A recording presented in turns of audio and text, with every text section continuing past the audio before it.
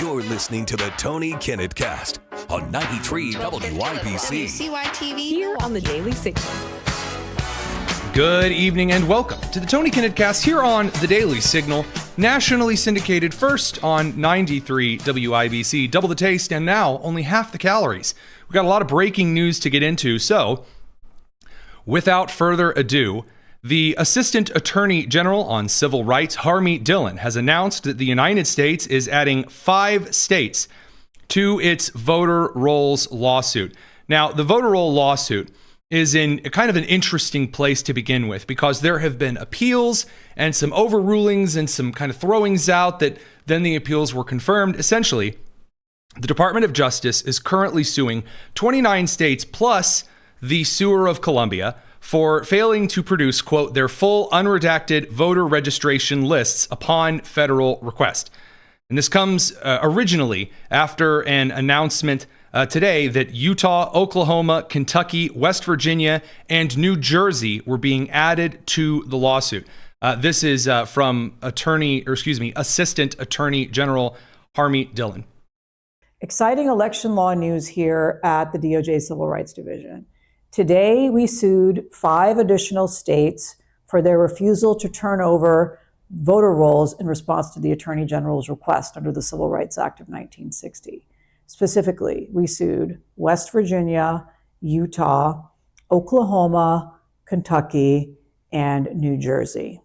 This brings to almost 30 states that we are suing in addition to the District of Columbia, and we will not rest until we have resolved this litigation throughout the United States. Now, speaking of which, we have had a couple of adverse rulings in different courts, so we disagree with them. There's been a hodgepodge of issues that plaintiffs' lawyers have thrown up against the wall. So we have filed our notices of appeal promptly in the Ninth Circuit in the cases in Oregon and California. And we have also filed a challenge and appeal in the Sixth Circuit against a recent Michigan ruling. And so now, I know that as far as statements from Harmeet Dillon are concerned, that was riveting. You were on the edge of your seat. Why does any of this matter? Vice President J.D. Vance today in Wisconsin released a bit of information. You may be aware that he has been kind of named the fraud czar. So whereas Kamala Harris, the vice president, who historically has nothing to do, by the very first Vice President John Adams, who said, "I am so bored I want to hang myself." I'm paraphrasing a little bit, but the wanting to hang himself thing, that is an absolutely true part of the quote. The vice presidency is kind of useless unless the president's heart stops beating. So what do? Well, they're often made the Michelle Obama of school lunches and other kinds of policy. The president says, you need something to do. Here's some Legos and something to focus on. Go ahead. Now, Kamala Harris looked at that and went, oh, well, the border. And then she went to a Qdoba and called it a day. Vice President J.D. Vance said, oh, fraud. The fraud czar, huh? Oh, we can do a little bit of investigating here. And the man got every manila envelope in the tri-state area and started diving through a lot of figures while he was preparing a trip to the Rust Belt from Wisconsin to Michigan, swinging through these Midwestern states. And he said something in a response to a reporter that is rather telling in this whole Department of Justice lawsuit situation. Thank you, Mr. Vice President. Matt Schmidt from WISN TV in Milwaukee. On the fraud efforts and what we saw in Minnesota yesterday, here in Wisconsin, the governor has refused to give over the SNAP data here in the state, along with the voter data. I'm curious, is there a point, or at what point would the administration withhold federal funds from Wisconsin? Well, look, we're going to look at every option that we have because we've got to stop this terrible fraud, but that is absurd. Ask yourself a question. Why would the government of Wisconsin not want to help us kick fraud off of the welfare rolls and kick fraud off of the voter rolls? And the only answer I can possibly come up with is because they like to cheat. There's no other real explanation. Now, the governor might say, in fact, I'm sure the governor would say this. Let me just be charitable to those who disagree with us. The governor would say, well, there isn't as much fraud as the Trump administration believes there is. Well, even if that's true, and it's not, but even if that's true, let's get what fraud there is off the voter rolls and off the welfare rolls. You know the right number of people who should be illegally voting in American elections? 0. You know the number of people who should be fraudulently collecting food stamps? 0. I want those benefits to exist for the people who need them. The only way to promise that is to get the fraud out of the system, and that's what we're trying to do in the Trump administration. No more fraud, no more corruption. It shouldn't be hard. Now, there are a couple of points from that, but I want to touch on this one first. There was a little bit of scorn, a little laughter, because the Attorney General, Todd Rokita, and the Secretary of State, Diego Morales, here in Indiana, made the decision to do a full investigation on voter fraud in Indiana. And they found, I think, like less than 20 or around 20 cases. And a lot of individuals said, see, therefore the investigation was a waste of time. No. See, the people committing the crime, that's still individuals who did commit the crime, who should then be punished according to the law. The idea that there needs to be a certain threshold for the government to care the law is being broken is called the abdication of duty.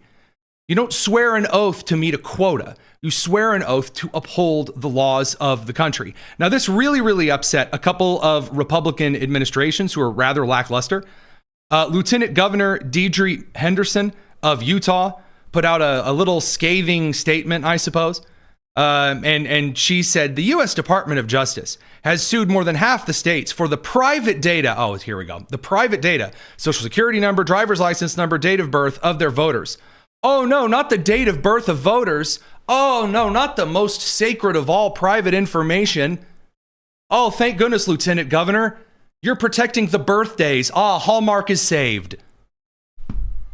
Anyway, the Justice Department has declined our previous offer to share publicly available voter lists with them. Well, yeah, Deidre, if they're public, the government doesn't need to check them.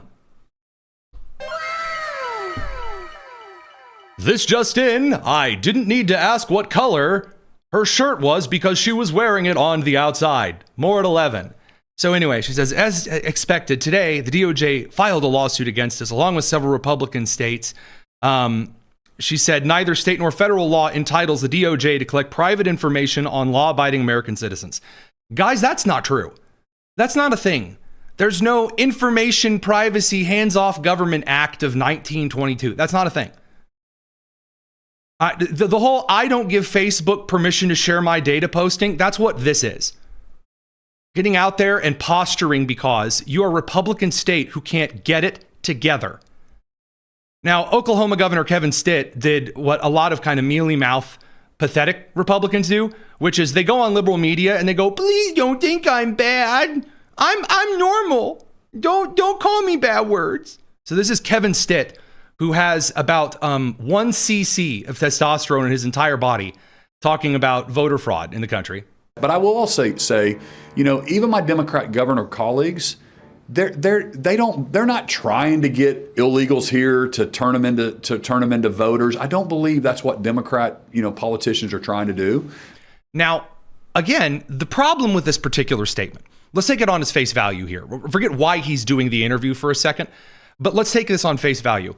When you make that statement, and I can immediately pull up the pleas and the cries and the angst and the anger from states like California and Oregon and Washington State, where they are talking openly about making sure that illegal immigrants are not banned from participating in any local or state elections. That also happen to make it really easy with federal election registration.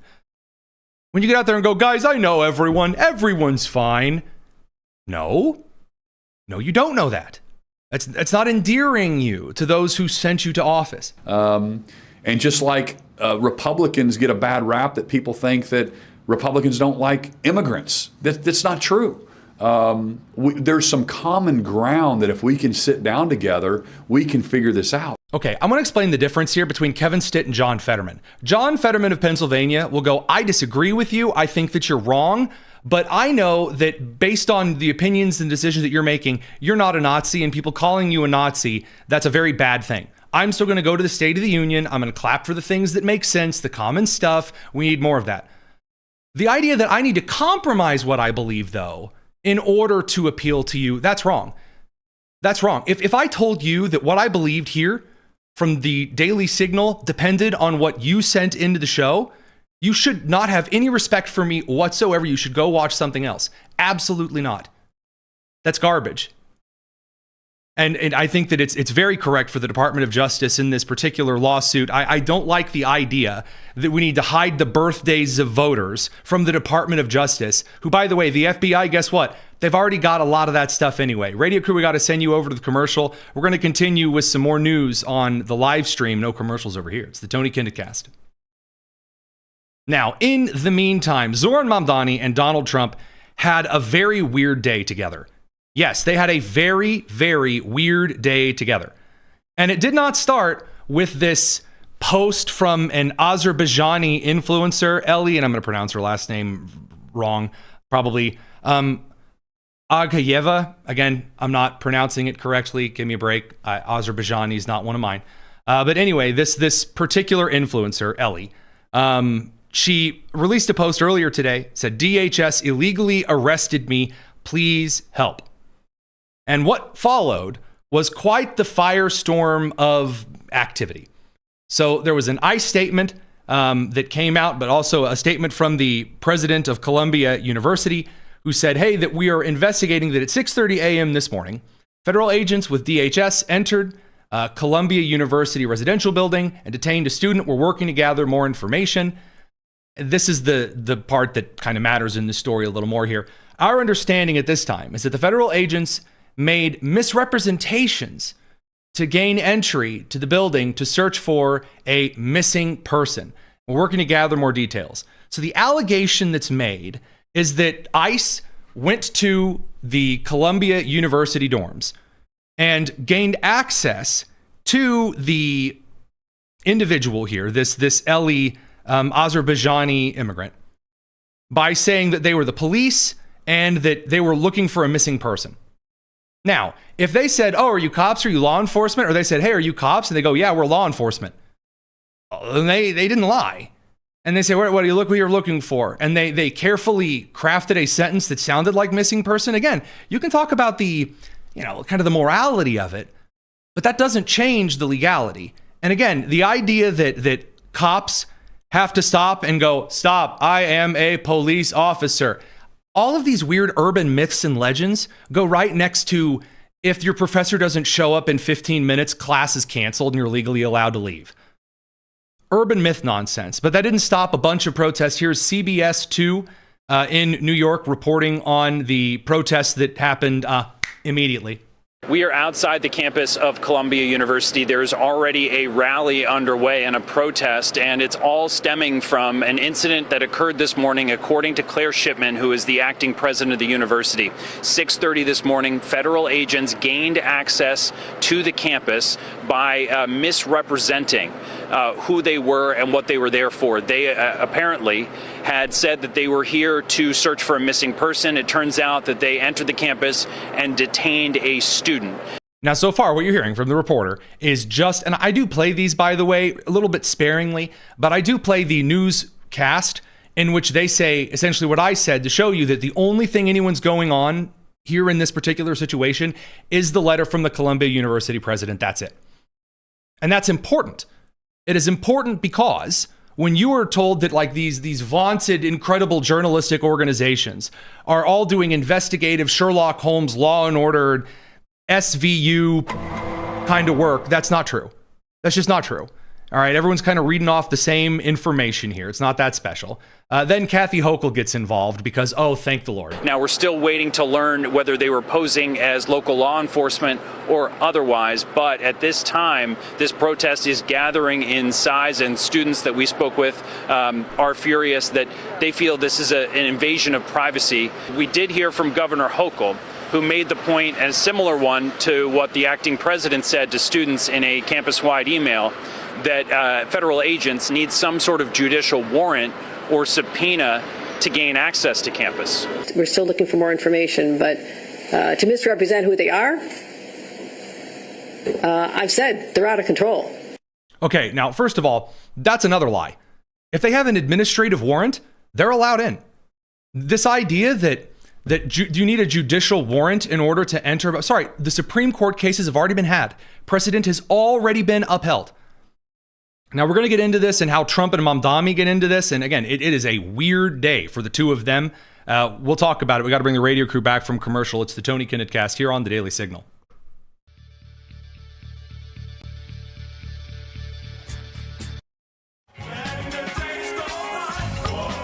You're listening to the Tony Kinnett Cast on 93 WIPC. Welcome back to the Tony Kinnett Cast. A lot, and I mean a lot of news to get into. We haven't even gotten to the foreign policy disasters happening around the world. We haven't talked at length about the spyware on Kristi Noem's phone installed by Department of Homeland Security people. We got to talk a little bit about the developing situation still between Donald Trump, Zohran Mamdani, this Eli Azerbaijani immigrant in New York City at Columbia University, and the protests that spawned out of it. So, according to the statement from the Department of Homeland Security, ICE arrested Elmina Akhvayeva, again, not pronouncing that right at all, an illegal alien from Azerbaijan, whose student visa was terminated in 2016 under the Obama administration for failing to attend classes. The building manager and her roommate let officers into the apartment. She has no pending appeals or applications with the Department of Homeland Security. This is the thing that is being left out quite a bit. She had her student visa revoked, if this statement from ICE is true. And usually when they make a very rote clear, here's the person, here's the statement, unless they grab the wrong person, then yeah, this would be a case that's really hard to argue against. If she overstayed her visa, now that what's being shared all over social media, and I do mean every influencer had to get their little video out and post things like, hey, this just happened. So Columbia University student Eli Agayeva was detained by ICE this morning. I mean, all over, everywhere. We got to get the posts, the videos, the, hey, I'm walking on the street, and did you know this? It's like extra bad, all of that junk. All right. So while that was going on, and we started looking into the record, the information on Eli Agayeva, we discovered that while she claims to be studying neuroscience or whatever, she's been here for 10 years. Now, I don't know if the kind of neuroscience that she is studying is at the master's degree level. May I humbly suggest, though, if it is taking you 10 freaking years, at least, because her visa expired in 2016, right? If it's taking you 10 years to get a bachelor's degree, either you better be like a full-time mom auditioning for Reba. I mean, a single mom who works too hard. That kind of it. That's the joke I was making there. Either that should be you're too busy, you know what I'm saying? Or, I don't know, maybe you shouldn't be getting a bachelor's degree in neuroscience. Again, none of this has anything to do with not renewing your visa. Now, there are some other questions about her activism roles and things like that, but now we get into Zohran Mamdani because, of course we do. So Zohran Mamdani, who's having a hard day, we're going to talk about that in a minute, he posted this afternoon, just got off the phone with President Trump. In our meeting earlier, I shared my concerns about the Columbia student, Elmina Akhvayeva, who was detained by ICE this morning. He has just informed me that she will be released immediately, and then all of a sudden, a lot of red flags should have gone up. And the reason, by the way, that a lot of red flags should have gone up is why is President Trump taking a call and going, you got it, I'll release her, I'll take care of it. That should be an issue. Now, Mamdani could be lying here, but according to her own post later this afternoon, she said, hi guys, I'm so grateful for every one of you. Just got out a little while ago. I'm safe and okay, blah, blah, blah, overstimulated. Everyone's blowing up my phone. I love you all, blah, blah, that kind of junk. Okay. This is why I believe things are a little bit strange. President Trump and Mamdani spent the day together, guys. And Mamdani knows how to play Trump a little bit. He does. He brought Donald Trump, it appears, at least from this image, some really nice things. Some things that are like, I like Donald Trump. And that is a way to get on Trump's good side. It absolutely is. The man has an ego. He does like to be treated respectfully. He does. So Mamdani posted earlier today, I had a productive meeting with the president this afternoon.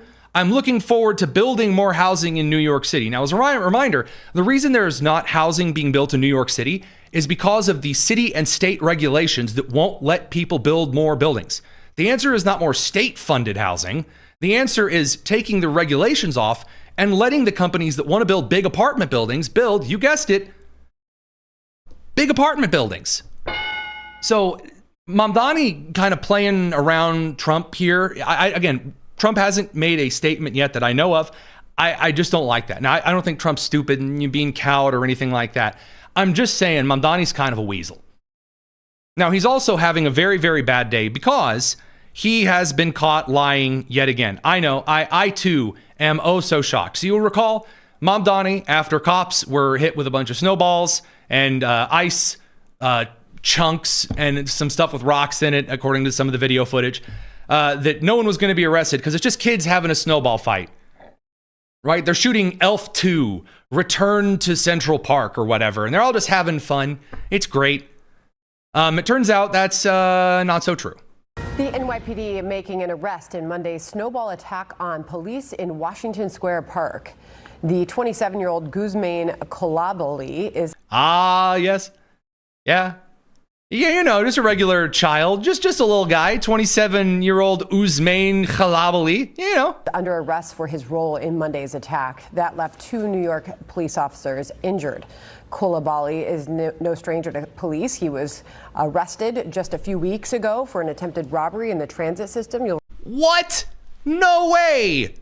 You mean the people who were clearly throwing chunks of ice at cops who just showed up and said, hey, can you guys like stay in the park and not run out in traffic, please? Honestly, I kind of wish cops would have just let them run out in traffic, just to, level with you here.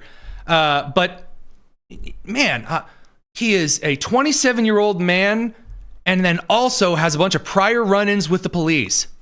Answer there, the Daily Double. How about that? Remember, this is how Mayor Mamdani described Monday's incident. I can just tell you from the video I saw, it looked like kids at a snowball fight.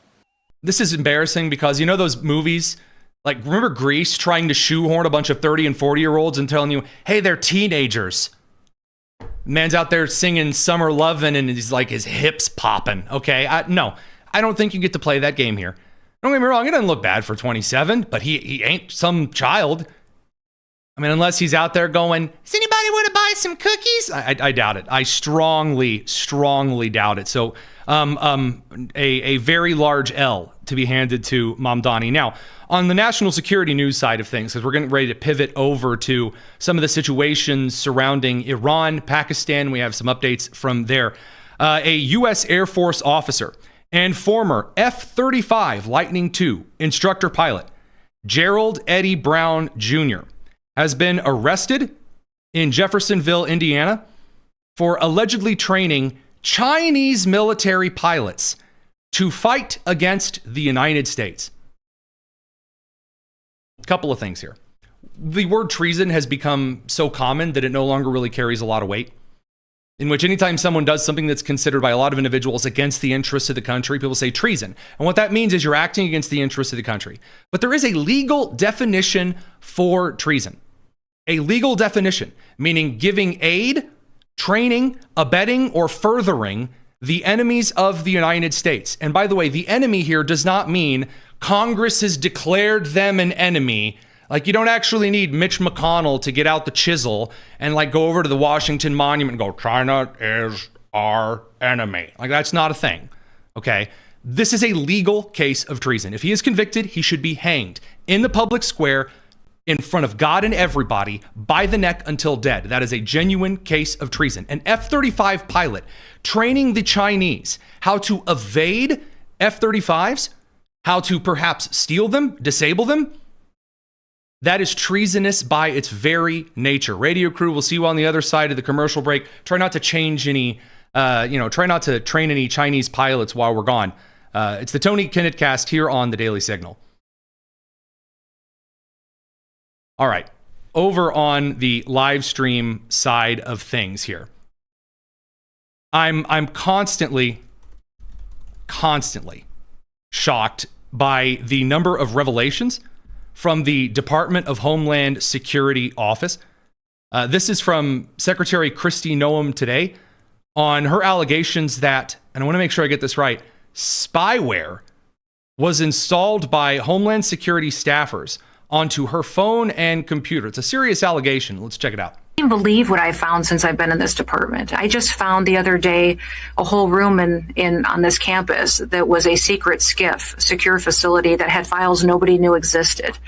So we just happened to have an employee walk by a door and wonder what it was and started asking questions. We went in there. There was individuals working there that had secret files that nobody knew about on some of these most controversial topics like that. And now I've got that turned over to attorneys, and we're getting to the bottom of what exactly happened there. You know, we have CBP, which is Customs and Border Protection. They know every traveler that comes into this country, every good that comes in. They're the ones who assess and collect all of the tariffs. But the information that they had on travelers that came in during COVID, what our national labs, which I also have national labs under my jurisdiction, they're scientists that participated with that Wuhan lab, how they were traveling back and forth between each other and working on those experiments. It's been eye-opening. And I'll tell you, Patrick, even from the time I came into this office, it was, Elon and his team were extremely helpful to me. They helped me identify that some of my own employees in my department had downloaded software on my phone and my laptop to spy on me. Stop it. To record our meetings. Wow. They had done that to several of the politicals. Wow. And so we ended up bringing in people, and that was something that if you didn't have those technology experts here. I do want to make this clear right here as she's making these allegations that, first of all, this should have been a major national news story. Maybe you guys remember this story and I'm lapsing on it. But something like that would not be a case of treason. That would be a case of violating the Espionage Act, of violating, that would actually, again, be a case of obstructing law enforcement. There are, of course, some spying and some wiretapping violations. There is a litany of federal precedent and statutes that forbid that kind of stuff. Now, to make it very, very, very clear, this is super common in the administration. Super common. It's extremely common in state administrations too. When you have a new administration come in and all of the bureaucrats who've been a part of agencies since nigh on eternity are sitting in there and they don't want to be bothered, they will obstruct. You hear the term malicious compliance often. That's another way that those who are in the non-political positions interfere with those who are the elected representatives to lead those agencies. So they'll say, all right, I want you to clean out anything in this particular list recommendations that's racist. And then they'll go delete all of the information on the website about Rosa Parks. And they'll go, I was just doing what you told me. That's malicious compliance. In this case, openly recording your boss to leak things to, where... It's not like we have any cases of administrations leaking things to the New York Times, the Washington Post, Axios. I would like to know when we are going to see some kind of statute to where if you are aware that someone is perhaps recording the Secretary of Homeland Security, I would like to see a piece of legislation which is passed that says, yeah, you know, a crime like that is being recorded, a threat to national security. You have a duty to report that. Even if it is just after you publish the story, you then say, oh, hey, by the way, this is how I got it. This is who gave it to me. This idea that, well, I can just leak national security secrets and put U.S. agents, soldiers, sailors, Marines, airmen lives at risk. That is a very, very serious problem. And given the amount of assaults on federal law enforcement, given the assassination attempts up to and including last week, as a terrible situation. We're going to cut to the commercial break, and then we're going to get into some of this foreign policy stuff. Pakistan and Afghanistan are on fire. It's the Tony Kinnett Cast.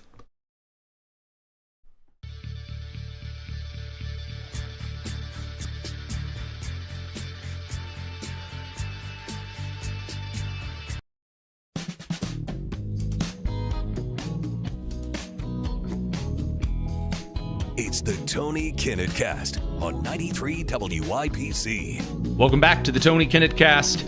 Foreign policy the world is a little warmer this evening on the diplomatic and foreign policy stage. First of all, an updated story as of 7:29 p.m. That's 6 minutes ago if you're watching this later. According to CBS News, Americans were among those killed on the speedboat in Cuban waters, the White House confirms. So about a 14-person speedboat was off the northern coast of Cuba, about a nautical mile away from the island, reportedly there to try to smuggle the relatives of those Americans, relatives, yes, of the Americans out of Cuba and help them escape to the United States. The Cuban Coast Guard showed up. The Cuban Coast Guard says that the Americans fired on them first, but of the 4 that were killed, at least one of those is American, according to the White House confirming this news to CBS, and then, of course, first reported, though not confirmed, by Axios.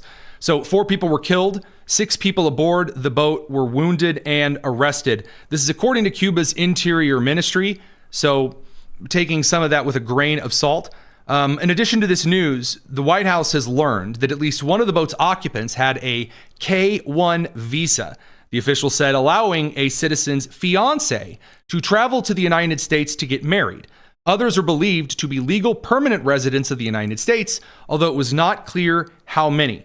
There are still not enough answers that we have, whether or not this was perhaps a drug running operation, whether people were attempting to smuggle relatives out of Cuba and into the United States. According to an official and incident report from the Monroe County Sheriff's Office in Florida, so this would be some decent investigative journalism. Good job to CBS on this. The boat's owner alleged that the vessel had been stolen by an employee. Now, this is the last thing, and then this just smacks of Soviet-era nonsense. The Interior Ministry claimed the 10 people aboard the boat were armed with assault rifles, handguns, Molotov cocktails, bulletproof vests, telescopic sights, and camouflage uniforms, and were attempting to carry out an infiltration for terrorist purposes. Yeah. It's like the Bay of Pigs, but with like 1/100th of the people. Yes, I'm sure that one bass boat was going to take down Cuba. Okay, that's real special. So communists are as stupid as you had previously thought. Over to the other side of the world, Pakistan and Afghanistan, in other words, the Taliban, things are heating up. The Pakistani government has launched a series of airstrikes in the eastern border regions of Afghanistan, as well as on the capital city of Kabul. Again, these are under the control of the Taliban. A big hearty thank you to Joseph R. Biden for that. The Kabul strike has now been confirmed over on Pakistani state media and through several intelligence reports through some private contracting agencies that I often speak with through these particular events. Number 2, there are also a series of gunfights which are heard that have now been confirmed in the city of Kabul and in the surrounding areas.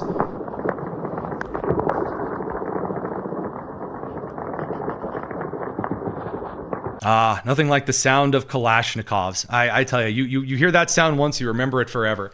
So things are not looking particularly excellent over there. The Taliban are growing in size and strength. The Pakistanis, which are a different class of Muslim that have flirted with danger for too long, are really not enjoying things. Now, the relationship between Pakistan and India is still not too great. That doesn't have anything, however, to do with the situation over between Israel and kind of Iran. So the Israeli Air Force has also begun striking Hezbollah's last weapon storages in Hezbollah, that would be in southern Lebanon. The reason that the Israelis are believed to be striking these particular rocket sites, we're going to play that clip one more time. It's just very interesting explosions. You can see the ammunition dumps blowing up because there's a lot of boom boom in that tomb. All right. The Israelis are likely targeting those particular sites, attempting to put out of play as many rockets as possible in case of a U.S. action against Iran, in which then Hezbollah, as again the last satellite terrorist organization for Iran, would then just fire all of the last rockets that they have against the regime before they run out of money, because Iran won't be paying them anymore. To be fair, not that Iran is paying them a lot now, because the currency is still so hyperinflated. They're starting to speak German, which is, usually pretty exciting and difficult. So regarding the Iranian situation at the moment, Israel is considering its own series of strikes, which might be what the United States wants Israel to do first. However, it should be noted that, according to multiple reports, not necessarily friendly to the Israeli government, Israel originally told the United States to hold off on an initial series of strikes after the videos of the protesters being gunned down reached social media and intelligence circles. And of course, well, that brings us to Iran. Virginia Allen, our national security correspondent, the situation in Iran is getting more tense by the day, and all sides are saying different things about the negotiation process. What can you tell us kind of through the smoke and mirrors? I think the very short answer, Tony, in a nutshell, is we don't have a deal. This is the third round of negotiations that concluded Thursday in Geneva. And I wish I could say I'm surprised, but quite frankly, I don't think anyone is surprised that Iran is not willing to say, the U.S., we will never have a nuclear weapon and we will stop seeking to gain a nuclear weapon.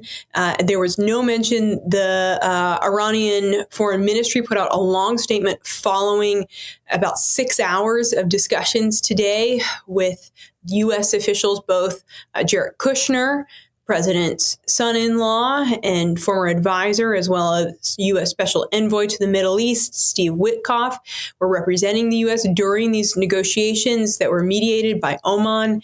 And what we got out from this read-on from Iran was that two things were mainly discussed. That was sanctions. The U.S. has employed a lot of sanctions against Iran. Iran wants that sanctions relief. And then we know that their nuclear program was discussed, but it's not clear what, if anything, was agreed upon related to the nuclear program. We know that the U.S. also wanted to discuss missiles, Iran's missiles, long-range missiles that they are developing.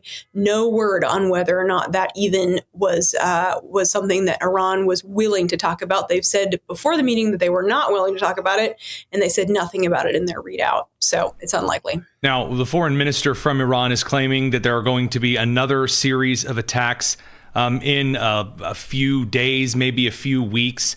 This would make the fourth series of negotiations in recent weeks and months. The president also said that a 10-day time period in which Iran had one last extra final chance to make some kind of a change was supposed to be today, I believe, Thursday. Any word on either of those? Again, a lot of smoke and mirrors at the moment. It is. We're really waiting to get some official word, whether from Steve Witkoff, from Secretary Rubio, on what exactly the U.S. position is right now. You know, I think many Americans were looking at this as, okay, this is the last chance for Iran to really come to the table. And yet we just sort of heard from Iran, talks were good. We're meeting again in Vienna on Monday. We'll see if that happens. But you got to keep in mind the backdrop of all this is the U.S. continuing to build up this massive amount of U.S. military and our largest aircraft carrier in the region that appears ready to go at any moment as needed. Virginia Allen, our national security correspondent, didn't know a lot of quick news, right to the point. Really appreciate you giving us a bit of insight. Absolutely. Thanks, Tony. Now, we're going to send the radio crew off to commercial. We're going to continue on the live stream. Catch y'all in a second. It's the Tony Kinnett Cast. Now, to the meantime, the foreign ministry spokesperson, Ismail Baqi, again, don't care, I'm pronouncing his name, don't care, he's from the Iranian regime after all. He said, quote, "The topic of negotiations is the only nuclear issue. Any agreement must include lifting sanctions," end quote. So the Iranians are claiming, we want everything. And Donald Trump is essentially saying, no, we have a big armada headed right for Tehran. Don't go for nukes, and you won't be bombed. And the Iranians are going, no, death to America. Hey, Ahmed, give me that goat. You know, normal Iranian regime nonsense. And it's not gonna save him in the end. It's not. Now, the question we've seen in the comments asking about the extent of Israeli-United States cooperation, I'm not entirely sure yet. There's also a chance that the Saudis are also going to get involved. It's also very likely that Jordan is going to be the recipients of Iranian ballistic missiles or hypersonic missiles. Again, they can't aim these things just for love or money. So it's likely Jordan might issue some kind of a response as well. With Afghanistan on the other side of Iran, the thermostat increasing, it's going to be an interesting couple of weeks in the Middle East. But I mean, hey, when isn't it? All right, that brings us to a couple of other interesting pieces on the foreign policy military news side. This just 27 minutes ago. We're citing the Washington Post, although I have a couple of other sources here to keep some of these things in relevance. Anthropic, which is the intelligence company, essentially has now rejected the Pentagon's terms for, the headline is so biased, lethal use of its chatbot, Claude. So Claude is probably one of the best AI tools right now. Google's Gemini and then Claude from Anthropic have just rocketed into the stratosphere. The ChatGPT OpenAI model kind of sucks. Grok is really, really starting to lag behind. And so the new AI structure is a prime target for state contracting. Now, you say state contracting, like the government giving contracts to certain technologies and businesses, and the tinfoil hats come on, and a lot of people start screaming and running in circles. The room catches on fire. So I want to kind of explain how this works here for just a little bit.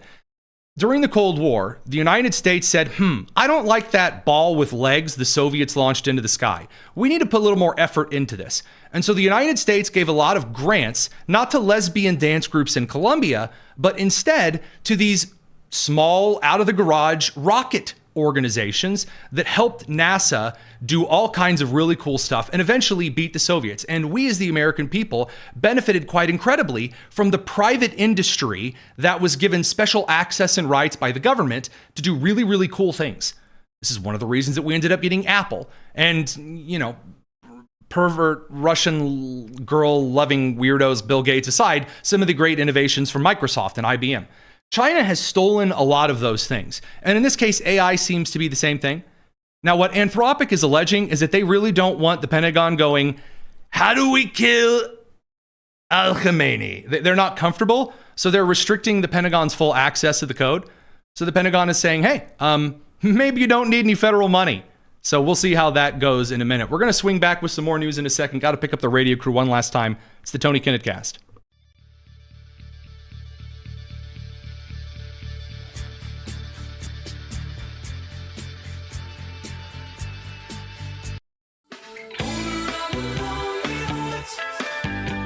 You're listening to the Tony Kinnett Cast on 93 WIBC.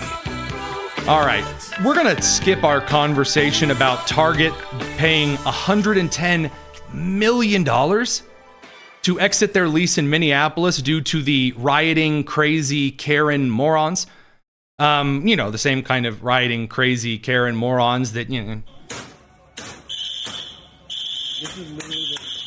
kind of BLM nonsense. We're going to leave that alone for a bit. And also the Hillary Clinton, Epstein stuff. We'll come back to that probably in the bonus tonus section of the show because we have some other big news to discuss. John Thune, Tom Tillis, supposedly Senator Cassidy, and then a couple of others that can kind of in flux, are holding up the Save America Voter ID Act from utilizing the talking filibuster.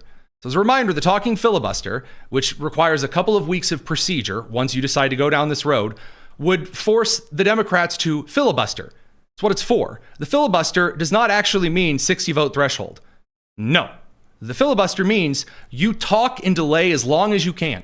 And so Cory Booker, eventually, about 2 weeks from now, would get out there, he'd take a couple of Imodium, he'd drink a bottle of water, and then he would, walk out there in his nicest suit, and he'd, as some of our fellow conservative pundits say, put it on his angry eyes, and he would then talk until his little lungs gave out. And then the Senate would pass the Save America Voter ID Act by a smaller than 60 vote margin, something that is wildly popular with American people.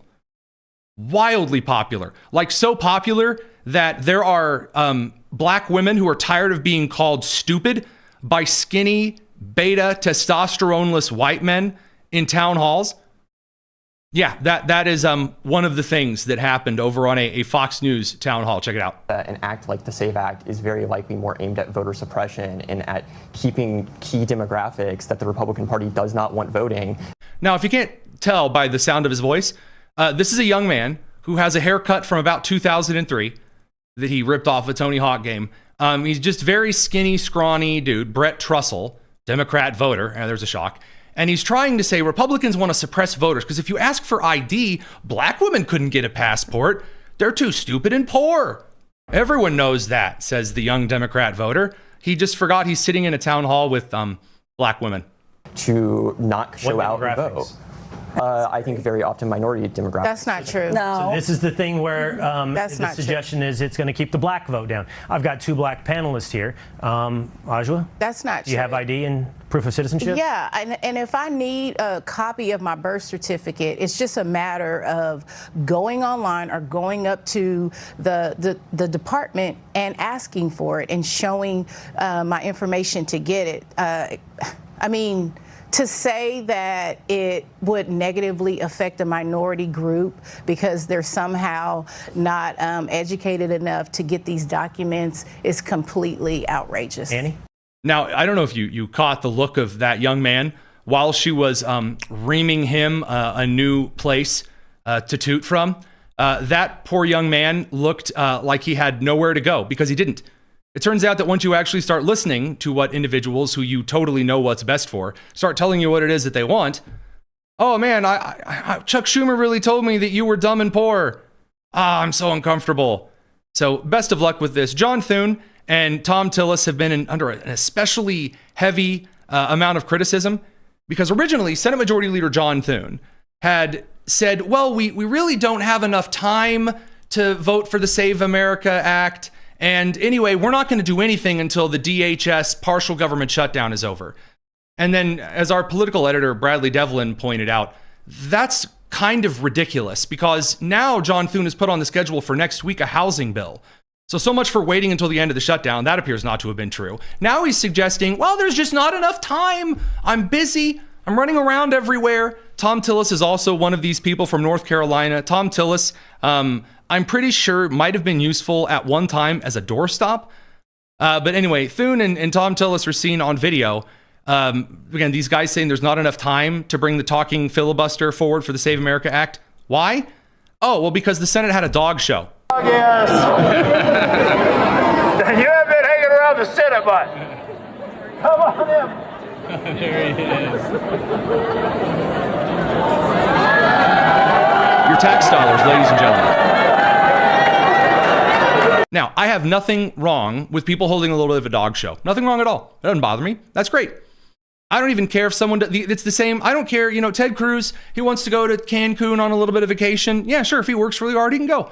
Trump wants to go golf. Absolutely. Fine. If Joe Biden was alive and, once every month or two, he wanted to go sit on Rehoboth Beach, sure, I wouldn't have had an issue with it. The problem is that when there are things to do, and instead of doing those things, while telling everyone I have no time, if I walk into the room and you're doing a dog show, gotta wonder where your priorities are. If my kid makes a mess, like a really bad mess, like oh my gosh, our floors are gonna be ruined because of the various liquids seeping through the floorboards, and I'd say, oh, I'd really love to deal with this right now, babe, but I'm just so busy. And then I, come out to the studio and I, boot up a classic game of Halo 3. My wife has every right to chuck me through a stained glass window. And Americans, when they see this, Tom Tillis fired back and said, what, you don't think we can talk and chew gum at the same time? Meaning I can do both at once? Well, Thom, I can't help but notice that you're not doing anything regarding the Save America Act right now. You're one of the 4 senators who's holding it up. So, to put it in a rather academic fashion, crap or get off the pot. Because otherwise, Republicans should choose other people in the primary to vote for. And this brings us, of course, over to the conversation regarding the midterms and whenever you are placed between 2 primary candidates, either the goofy clown idiot who embarrasses you and you don't want to be seen in public because they get out there and tell everyone they lick lizards and frogs, or it's the person who does nothing and they end up working against you. Well, who do you choose? Well, that's a really hard position to be in. But alas, we'll have to come back to some of that stuff later. Kilmar Abrego Garcia, the El Salvadorian MS-13 gang member who illegally entered the United States and did some human trafficking and allegedly some wife beating. He's been released again. Paula Zinnis really doesn't like that the Trump administration didn't have like a special house purchased for him in other countries, places to go. So they said, well, until you decide where you're going to send him and everyone on earth agrees to it. In other words, we can't just show up at some random country and like dump him off there. I think we should. That's what they do in Europe. I say we just send Marco Rubio out, get him a nice boat. We put Kilmar Abrego Garcia in the back in a box. Also this Azerbaijani immigrant whose visa expired. We go to London and we drop that off there. Then I get a crunchy bar because those are delicious. He comes back to the United States and we're all happy. And the British, they don't care. They're not going to bother. Usually this time of year, the Muslim mayor of London is so terrified that he accidentally said the word Jesus that he's like hiding in shame. So, you know, that aside, let's go over to another piece of financial news that I thought was a little interesting before we say goodbye to the radio crew. Netflix has finally decided they are not interested in spending a bajillion dollars to buy Warner Bros. So we're going to get into that over on the live stream side of things. Radio crew, it's been real, it's been fun. We'll see y'all tomorrow at 7 and continue over on the live stream, youtube.com/Daily Signal. That's where you should go to find us. It's a good time. Plus you get to see the videos. It's good stuff. We'll catch radio crew later. Take care. Now, on to the live stream side of things, my favorite people. I must share with you that Netflix is having kind of a rough time. So Netflix today announced that it has declined to raise an offer for Warner Brothers. Netflix had earlier received notice from Warner Brothers that its board of directors had determined Paramount's Skydance latest proposal constitutes a superior proposal under the terms of Warner Brothers. What does this all mean? Essentially, what this means is that Netflix, where it expected to invest $30 billion into this purchase of the Warner Brothers brand to essentially create Cable 2 Electric Boogaloo, Paramount Skydance said, maybe, just maybe, that's not really what we want to see. We don't want to be boxed out of the market. And Netflix entertainment model is really starting to become unpalatable. So we can take this and use it in other ways.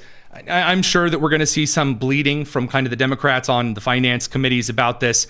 We'll get into these particular types of mergers. I'm sure they'll claim that this is all some elaborate ruse to cancel Jimmy Kimmel or Stephen Colbert or whatever. We'll have to stay tuned on that information. Other big news of the day as we get into the bonus tonus section of the show. Target has also paid lots of money, albeit slightly less than $1 billion. Target has paid $110 million to exit their lease early in Minneapolis, following months-long sustained protests by leftists across Minnesota in which they occupied stores and office spaces in an attempt to hold everything up until Target acquiesced to their various demands. Brian Cornell. Hi, Brian. My name is Pastor Martha Bardwell, and I'm here with a bunch of clergy in the lobby of corporate headquarters. We are waiting here to speak with you. So essentially, a lot of the most insufferable people on planet Earth. You know, I'm like Miss Super Pastor Master, and we're like in corporate headquarters. And I know that your secretary said that you're actually 3 states away and in meetings, but see, I'm a very entitled middle-aged woman on the left. So if you could meet with me, because I really don't like that you allow people to shop there normally. Is this the right Brian Cornell? You're out of town here. I'm putting you on speakerphone so we can all hear you. Go ahead. I am out of town right now and heading into a meeting, but I know our local group is going to be happy to talk to you. So thanks. Okay, can we get you on Zoom? Can we get you on Zoom after that meeting? Sorry. No, you can't. Hi, I demand you speak to me. It's like the ultimate Karen. I demand to speak to the ultimate manager. Can you go on Zoom? No. That thing where your husband can't stand you, yeah, that's not just him. That's everybody. Again, just beautiful. This is the craziest stuff I've ever seen right now. I can't believe Target wouldn't want to stay in Minneapolis. Look at that. This is Target right now. You know, A little smoke, a little damaging. Now, this is obviously an older clip, but, you know, still incredible, beautiful, just majestic. I really do enjoy watching all of these places that said Walmart's going to have to suck it up and stay here in Portland, you know, or in California, in various cities, like San Fran for Walgreens, for instance. Oh, man, Target's going to have to sit here. And then the companies leave because people act as though they are appearing as the subject of a Jane Goodall episode. And they run through the place and stampede, water buffaloing and rhinocerosing and orangutanging and zebraing around. And then they act shocked and dismayed. Oh, why does Target want to leave? I can't possibly fathom. So a big congratulations to those in the Target corporate office.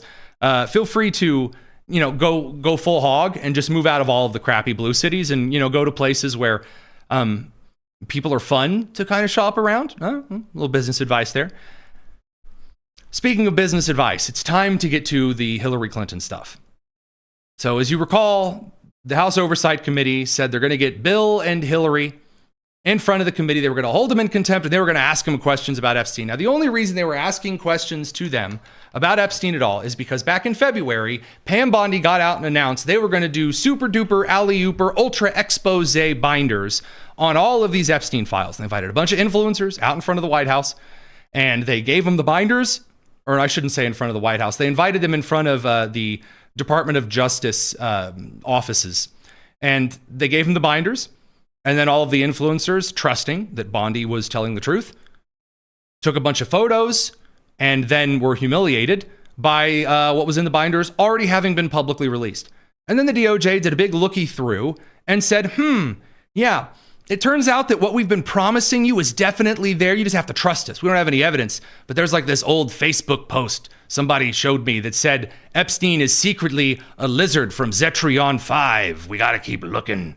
And then they released a bunch of stuff that Ro Khanna and Massey doxed a couple of innocent people for and released the names of certain victims. Then Ro Khanna invited a co-predator of Epstein to State of the Union. And we finally got around to the Hillary Clinton little special oversight committee where they're going to ask him questions. Now, I said from the beginning, this is stupid. And the reason it's stupid is because congressional committees are worthless. They're worthless. First of all, you get one of two kinds of committees. Either number one, you get the televised committee where you go in and you have Representative so-and-so who decides they really want some camera time. They start going, did you know, witness person, that you're actually evil and terrible and we should probably hit you with sticks? And then the witness goes, no, actually, you're terrible and you smell bad too. And then C-SPAN runs it and everyone's like, wow, this is so incredible. So that's the first kind of congressional committee. Then you have the closed door media stay out hearings. And every one of these always happens the same way. The congressional people come up there and the glasses are down at the end of the nose. That's how I'm going to look when I'm a congressperson. I'm going to wear my glasses down here to show you that I'm very smart.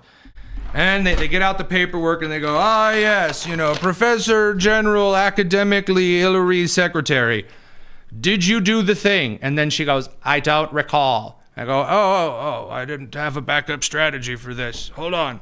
Let me look on Twitter. Is the internet a series of tubes? And then Hillary goes, I don't recall.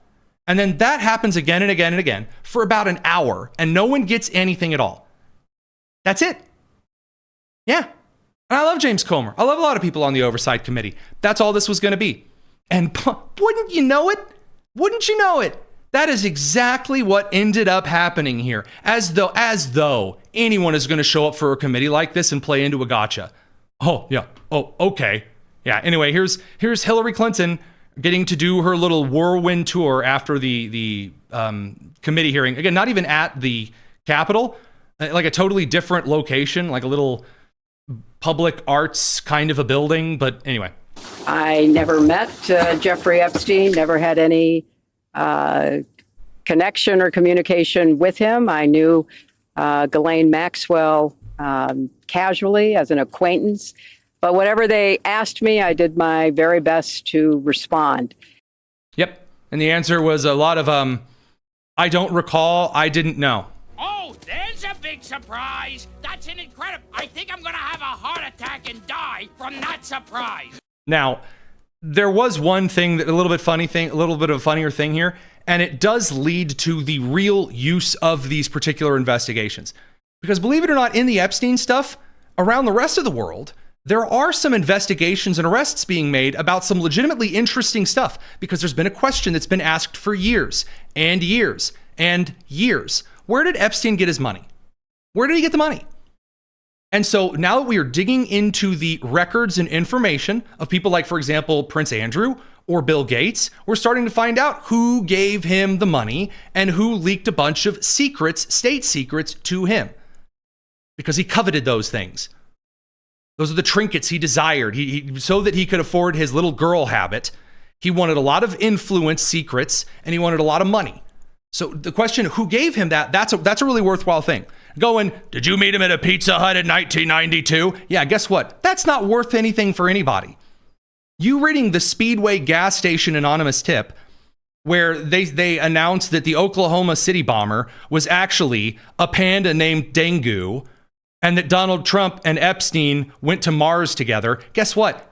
That's a big waste of everyone's time. But usually at this point, Thomas Massey's licking his own elbows. So there is one interesting part here. Again, we could have asked questions about this. We could have had investigations about this. We didn't do that because up until the 2024 election, a lot of people told you they knew things about Epstein, and they knew nothing. But anyway, here's the missed opportunity with Hillary Clinton. She walks away after being asked a very interesting question about Chelsea Clinton's wedding. Can I ask, why was Ghislaine Maxwell invited to the daughter of Chelsea Clinton's wedding in 2010? So, what was asked? Why was Ghislaine Maxwell, after a bunch of the Epstein stuff had already come out, invited to Chelsea Clinton's wedding in 2010? If you didn't hear kind of the AI-upped question from the reporter here. Here's how Hillary Clinton responds. She'd already been mentioned in a civil lawsuit by Virginia Giuffre before that.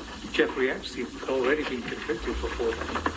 So he's just outlining, you said you didn't know any of these people. And you said, oh, you had a casual friendship back in the Noah's Ark days with Ghislaine.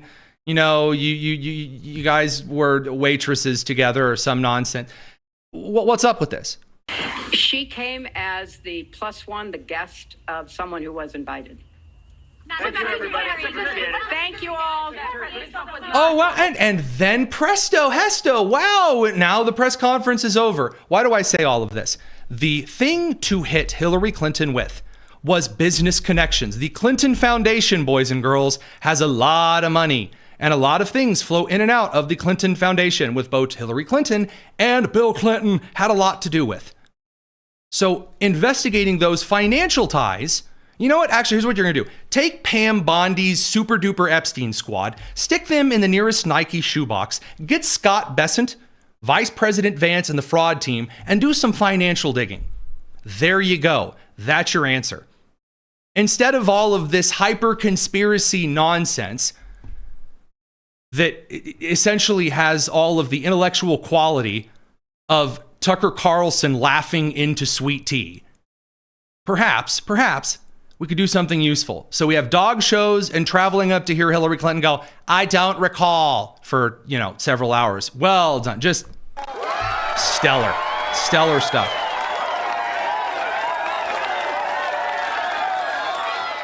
Now, I do want to address one thing there. So what about all of the victim statements in the Epstein files about the Clintons? Okay, great question. I'm glad you asked that. Of the victims in the files that reportedly said something, none of them, and I repeat, none of them have been willing to come out and continue making those particular statements.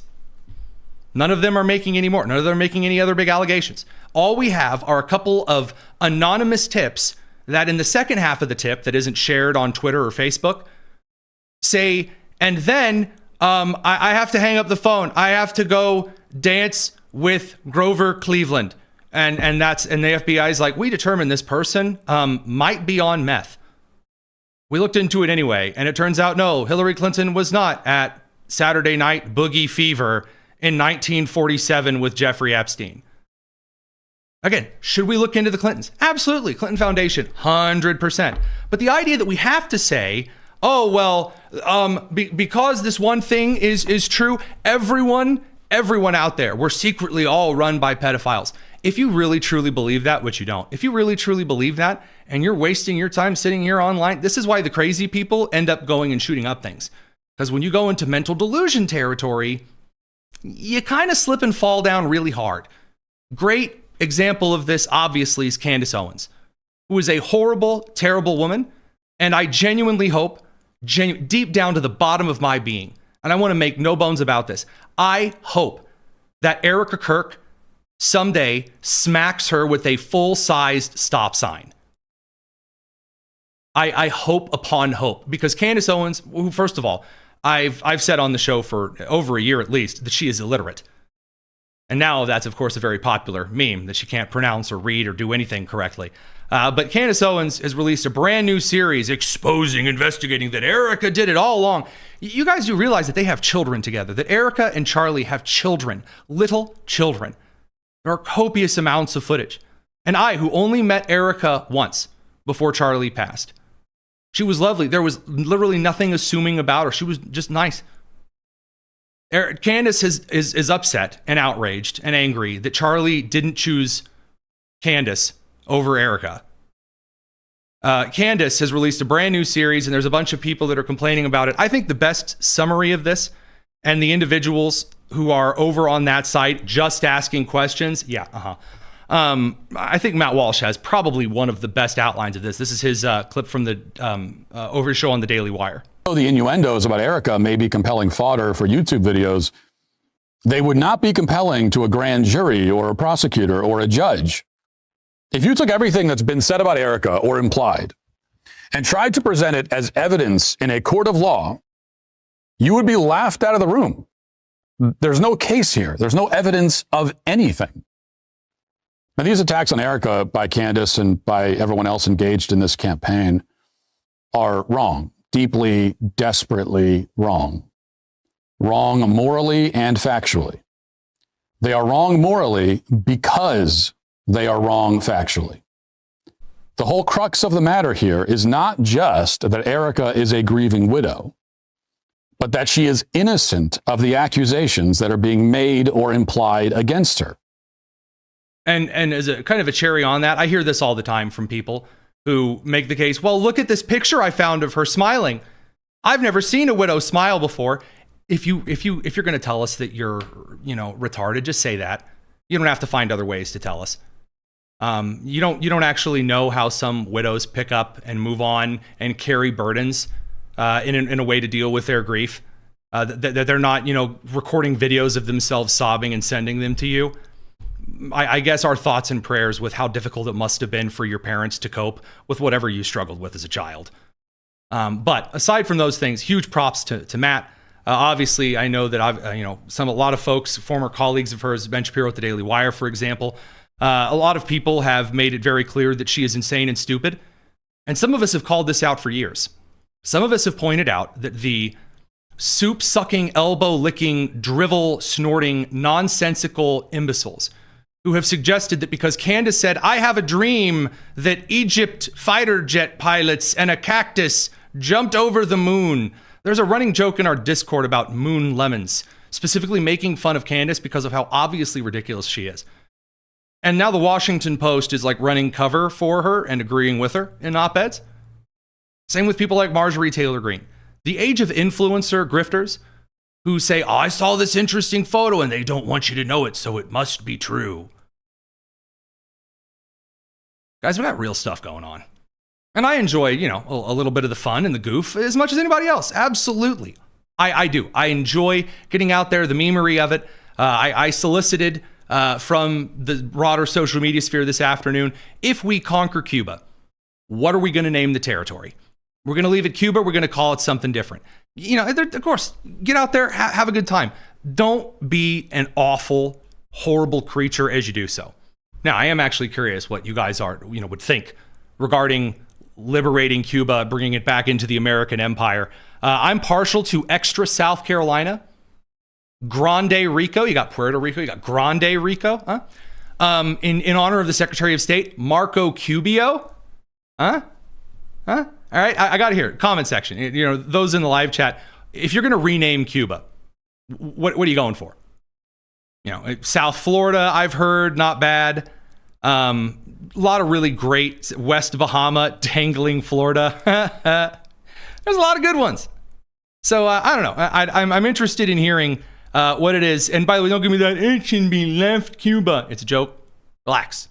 Come up with something creative, or don't come up with something creative, and that'll be fun too. So that said, I do want to get a couple of questions from mail time this evening. Checking the news update stuff. Oh, breaking. Actress Kristen Stewart says Americans need to stop buying burgers during the daytime to protest the crackdown on illegal immigrants. Oh, yeah, that's about right. That's incredible. All right. Well, I'm amazed you sent that to me. Producer Jen has revolutionized how we do this particular show. Time for a bit of mail time. All right. Number one, my personal, favorite here. David says, question for Tony. When the president asked those who want to protect Americans stand up, Dems did not. They chose illegals to protect. Would you have asked the sergeant at arms to remove them? No, and here's why. I, first of all, have no problem with people not doing something. Doing something offensive is when someone can be removed. So the lady who claimed that she gets overstimulated, and that's why it was bad that ICE officers asked her to get out of the car or drive away. And so she came to the State of the Union with Ilhan Omar and stood up and started acting like an idiot, and then was ejected, because she did something worth being ejected for. So, that's something. Just sitting there? No. Now, also, I do not have the same opinion. I know there are commercials that are being cut all over for the State of the Union style thing that, oh, wow, that's so amazing. I can't believe Trump, this is going to be the greatest campaign ad ever because Trump said you should stand with Americans instead of illegal immigrants. And by the way, I agree with him. I think the Democrats who didn't stand up were stupid. To be clear, Trump was doing the Facebook, like for Jesus, ignore for Satan. If you don't share this post, you're letting children die. Send to 13 friends, or the little girl from the ring will crawl through your window. That was really what it was. It was low effort kind of baiting. Now, it was smart because they took the bait. He dangled the steak. They went for the steak, and it looked really bad. But should that be made like a really huge thing? No, I think it's embarrassing and stupid because it shows that they're really politically unintelligent. And then it also shows that, yeah, they do value illegal immigrants more than perhaps, or at least as much as American citizens. So that's a moral issue. That's not illegal. If you're an American citizen here and you don't love Americans, that doesn't mean that you're violating the law. That just means you're stupid. So, that kind of that kind of a thing here. Have I seen, according to Blue Arrow, have you seen that Oregon is trying to ban hunting, fishing, and trapping, and then will also ban pest control if it passes? It's called the Peace Act, proposed on the 2026 ballot, aiming to redefine animal cruelty laws by eliminating legal exemptions for essentially everything. I have actually seen this, and there's no way that even makes it out of committee.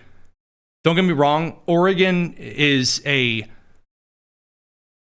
essentially the biggest disappointment to what you were told the really cool liberal chick in college was going to grow up to be. That's the entire western half of Oregon.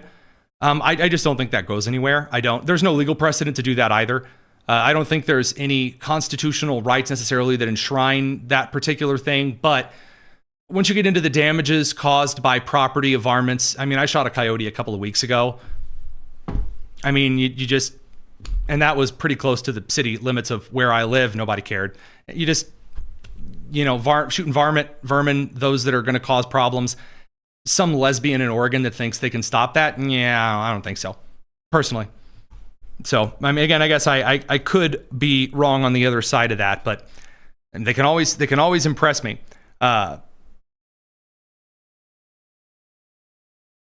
This is an interesting thing from a viewer named Sherry. I'm getting a lot of hate from people on the SAVE Act suggesting that a marriage license in Russian or any other language than English is not acceptable, and therefore we are being poll taxed. Yeah, that's not true. That's just very much not true. That's not a thing. No one's ever suggested that. But then again, if people are giving you grief over on the Facebook side of things, yeah, Debating things on social media doesn't usually go very well. The idea that you're going to convince somebody that way, I doubt it. No one has ever scrolled through Facebook and seen a meme that was posted, and then all of a sudden they're like, that changes everything. That's not a thing. The influencer age of like that being the driving force, it's on its way out.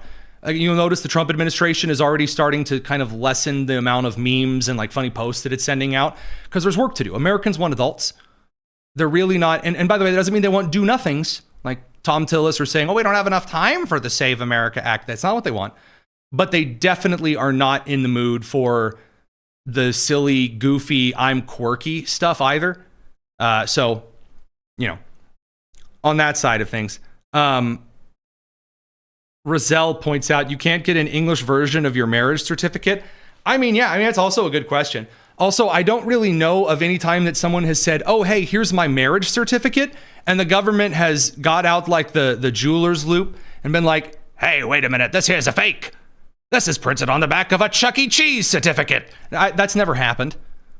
Again, I could be wrong, but I don't think anyone has ever submitted their marriage license to the government for something to change their name, Social Security, and Social like, oh no, this is first time we've ever seen marriage certificate in Russian. Oh, what are we going to do?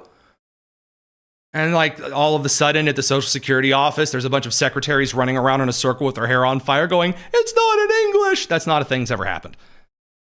Thinking through some of these things in real time is a great way to avoid a lot of the nonsense. Just throwing that out there. Like comments earlier pointing out, I guess that the young lady whose visa expired would be a missing person because she is no longer where her visa said she would be. She is therefore missing and illegal if she's missing from the register. Yeah, that's correct. That is absolutely correct. Again, thinking through those things. Did you see? So I cited a CBS report earlier, and one of the comments was a little critical because I haven't referenced that CBS morning show, which totally different groups of people. The CBS like editorial and news crews are not the same people that are like the writers and the hosts of the CBS morning show. They had just spent a large chunk of their time today, yesterday morning, complaining about Donald Trump making the joke at the Olympics. I think we actually have that clip loaded for the show, don't we? Oh yeah, here it is. Okay, moving on to the members of the U.S. hockey team. They're talking now about President Trump's joke that did not land well for some. The men's team visited the White House Tuesday after an invite from the president. In a phone call to the U.S. locker room after Sunday's final game, the president seemed to put down the U.S. women's team, which had also won gold. Okay, I'm just going to level with you. This is one of the reasons that I don't do morning shows.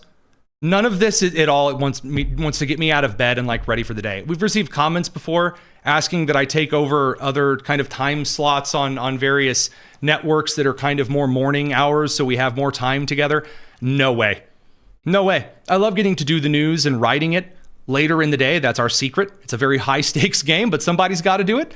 And getting up in the morning with you, can you imagine me trying to tell you news in the morning when you're a little bit tired, a little bit slower to the uptake? I know I am. And me doing all of my sarcastic, stupid pun nonsense? That sounds awful. That sounds like a great way to upset people. CBS mornings, which I didn't even know existed. I didn't, up until a couple of months ago, I knew there was the Today Show. And I just thought that after that, there were just a bunch of regional morning news shows. I didn't know CBS had something. I've never seen that bald man in a three-piece suit more than in the last couple of weeks. I still don't know his name. I don't care. But discount Cory Booker is not exactly impressing me on his excitement over obvious jokes and just laughing with the winners of the gold medal for Olympic hockey. So that side of thing, I think we'll take one more mail question. Did we get any good alternate names for Cuba from the comment section? Marco Cubio. I'm glad that we do like that. I'm glad. Tony rehearsing for Star Trek's Chekhov. Engine 2 is not responding. I like that. That's pretty funny. That's very much that's pretty good.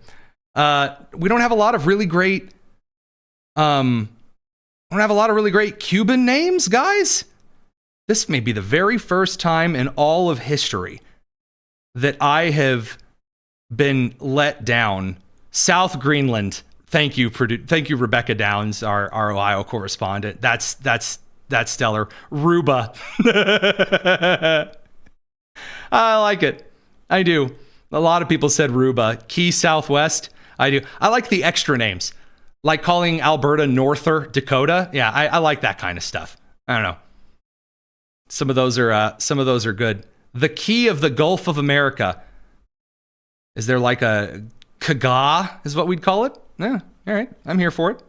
St. Marco Island. Ooh, a little sainthood there. Might upset the Catholics. Baptists, not so much. The state of Bacardi. Yeah, I like that. That's good. That's great. Little South Wales. Those are good. You guys did come. You brought it to Florida Junior. Now that's it. That's an answer. Florida Junior. That's funny. That's a good one. That's 10 out of 10. Ameristan. That's excellent. Cubanism. Trumpland. Fernando. All right. Not bad. Not bad. Bragg Island. Herspenolia. Excited. I'm seeing a lot of Cuba Libre. Like free Cuba. Yeah, I get it. But also, I want it to be kind of funny. I do. Or just something about that. Babaluistan. That's pretty good. All right. Florida Junior. We're going to go with that. Cigar Island. You can save that for all of the conservatives that make cigars their personality. All right. Oh, this crew is fantastic. I really do appreciate each and every one of y'all. We think that you guys are great. Appreciate all that you do over here on the show. Want to very briefly before the end thank Darth Bobcat, a very kind $2 super chat. Herspenola, really great. Another, 2 super chats in a row, $7 total. Really kind of you. You guys really do not need to do super chats. Oh, from Agnes, excuse me. $5 super chat asking about my take on John Thune. Let me make sure there's no other super chats. Linda Cutlip joined a membership. Really appreciate that. Again, you guys don't need to spend any money on the show. Stop it. From Agnes, though, what's your take on John Thune? I have a very mixed feelings about him. Republicans need to get to work. We're too weak. Love your show. Well, thank you very much. I don't know how I feel about John Thune. That's my honest answer. And I'm not trying to thread any needles there. Some of the stuff that he said is great. It's been far more effective than what Mitch McConnell turned into in his old age. But some of the stuff that he's done, I'm not really seeing a reason for it. I would prefer, if you're a leader, sometimes you need to be rather blunt and say, look, I don't think it's politically astute to do this right now. And here's why. Here's what I'm afraid of. And you just say it. Well, then that's fine. Then we as the voters can say, hey, yeah, let's talk about whether or not that's, actually got any merit to it, or is it just ridiculous, or you're being silly. If you just sit there and you play your card so close to the chest that you're like, hey, why don't we pass the SAVE Act? And essentially you're like, I'm not telling. Okay. Well, that's useless, dude. So my answer is I don't really know, because I still haven't seen enough. This is actually a big topic of discussion at the kind of into the Daily Signal editorial side of things, which is in our coverage of the Save America Act, there are mixed signals coming out of his office. And that's also annoying. I don't like it when staffers do whatever they want in an office. I don't care for that. How about no? So, all right. Those things said, really appreciate each and every one of you here on the Tony Kinnett Cast. Again, you guys are welcome to join us over on the Discord side. Link in the description.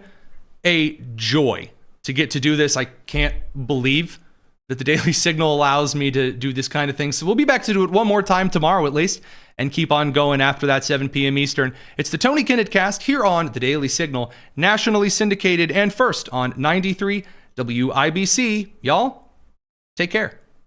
I'm Matt Davis, CEO here at Maranatha Baptist University, and I'd like to invite you personally to Maranatha's 4th annual Leader to Leader Conference on March 5th and 6th here in Watertown, Wisconsin.